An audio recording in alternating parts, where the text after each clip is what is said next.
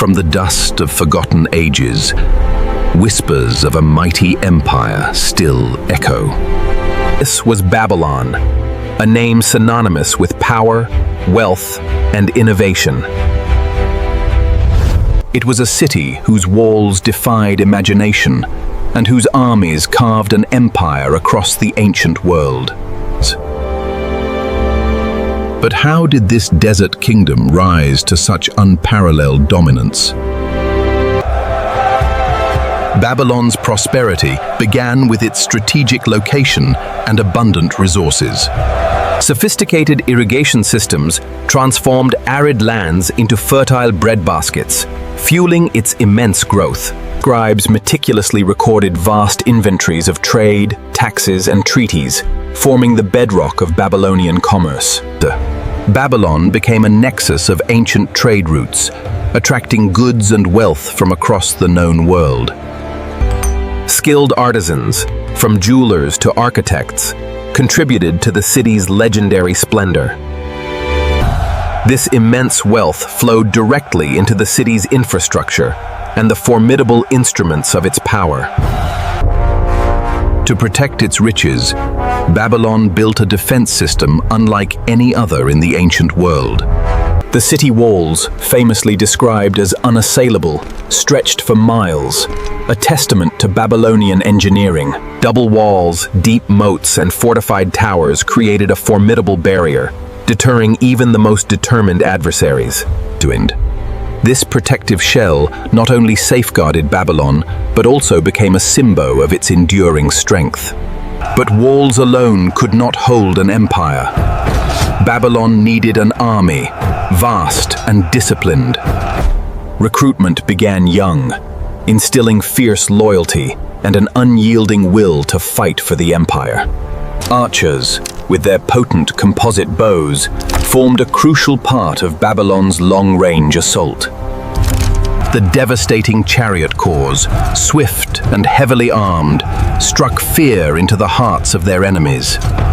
Heavily armed infantry, shield bearers, and spearmen formed the backbone of every Babylonian advance. Discipline was paramount. Every soldier understood their role in the meticulously orchestrated machine of war. The strength of Babylon's army was rooted in its superior weaponry and military technology. Bronze swords, hardened spears, and robust shields equipped every soldier for close-quarters combat. Their composite bows, a marvel of ancient engineering, could pierce enemy armor from considerable distances. For sieges, Babylon deployed colossal battering rams and intricate siege towers, designed to overcome the strongest fortifications. Babylonian military engineers constantly refined their siegecraft, innovating new ways to breach enemy defenses. Their advanced tools of war ensured that few cities could withstand a determined Babylonian assault. At the helm of this formidable force stood King Nebuchadnezzar II, a military genius and ruthless strategist. He meticulously planned every campaign, analyzing terrain, enemy strengths, and potential weaknesses. Before every major offensive, a network of scouts gathered vital intelligence, ensuring no surprise would catch them unaware. With a brilliant commander and an unstoppable force, Babylon's military machine was primed for conquest. Babylon's army was not merely large, it was a cohesive unit, fiercely loyal to its king and empire. Their presence alone could instill fear, compelling lesser kingdoms to surrender without a fight. This was the instrument of Babylon's dominance, a force that shaped the geopolitical landscape of the ancient Near East. The stage was set for an era of unprecedented expansion, driven by two defining conflicts. The late 7th century BCE was a period of flux, with old powers waning and new empires rising. Control over vital trade routes, especially at cities like Carchemish, was paramount for regional dominance. In 605 BCE, the destiny of the Near East hung in the balance, challenged by the might of Egypt.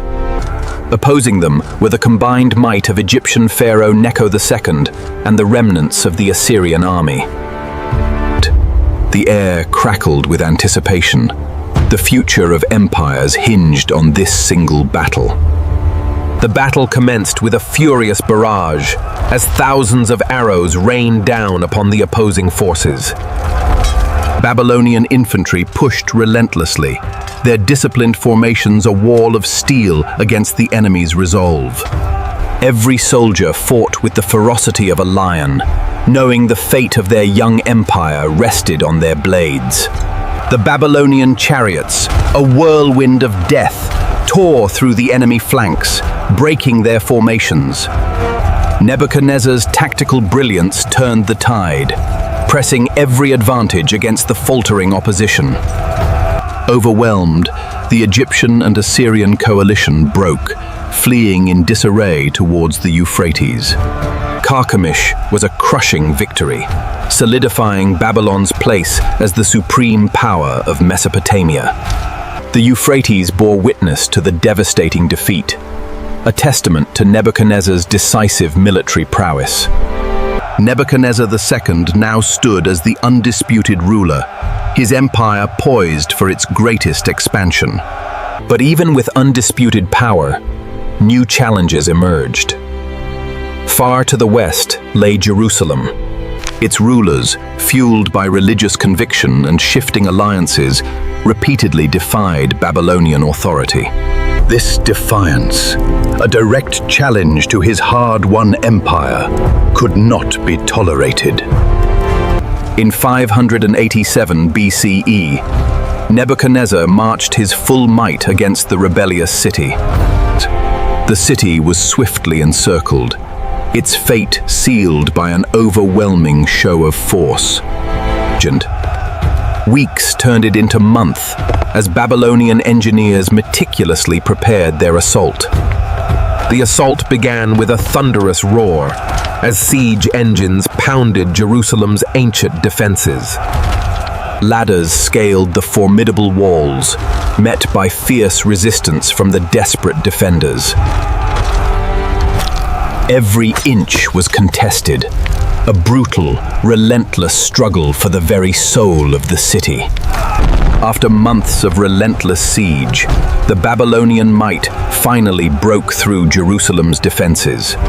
The city, once a beacon of defiance, lay defeated, its spirit crushed under the weight of empire.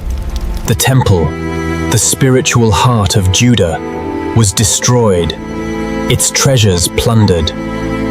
Thousands were taken captive, forced into exile, their homeland left in ruins. The siege of Jerusalem became a defining moment, not just for Judah, but for Babylon's imperial ambitions. Nebuchadnezzar's reign marked the zenith of Babylonian military power, consolidating an empire forged in fire and iron. Beyond conquest, Babylon's golden age was defined by architectural marvels, none more iconic than the Ishtar Gate. Adorned with vibrant blue glazed bricks and intricate reliefs of lions and dragons, it was a masterpiece of ancient art. This monumental gateway served as the principal entrance to the inner city, a symbol of Babylon's majesty. Through it passed kings, deities, and triumphant armies, celebrating the empire's power and religious devotion. Every brick, every tile, spoke of an empire that spared no expense in showcasing its divine favor and earthly might. The Ishtar Gate was more than an entrance. It was a declaration, an unyielding statement of imperial power. Every brick, every tile, spoke of an empire that spared no expense in showcasing its divine favor and earthly might. Then there was a legend, a verdant paradise amidst the desert, the Hanging Gardens of Babylon. A terraced marvel, filled with exotic flora from distant lands, a living tapestry of nature's beauty. An engineering marvel, these gardens were kept alive by a sophisticated system of pumps, drawing water from the Euphrates. Commissioned by King Nebuchadnezzar II for his homesick queen, they offered a breathtaking escape within the bustling city. Though their exact location remains debated, Their legend speaks volumes about Babylonian ambition and luxury. Each cascading terrace, a testament to humanity's ability to shape nature for sheer aesthetic delight. A true wonder of the ancient world, whether fact or enduring fable, its impact on imagination is undeniable. Yet another monumental creation soared above Babylon, the Etemenanki, believed to be the inspiration for the Tower of Babel. This colossal ziggurat, dedicated to the god Marduk, was a cosmic mountain connecting Earth to the divine.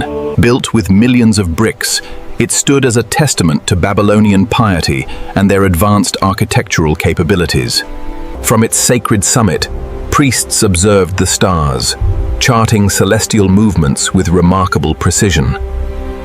This blend of religious devotion and scientific inquiry was characteristic of Babylonian intellectual life. The Etemenanki symbolized Babylon's ambition, reaching for both earthly power and divine understanding. Babylon's legacy extended far beyond its military conquests and architectural wonders. Their advancements in mathematics, astronomy, and law profoundly influenced subsequent civilizations. From city planning to intricate artistry, Babylon's innovations echoed through empires that followed.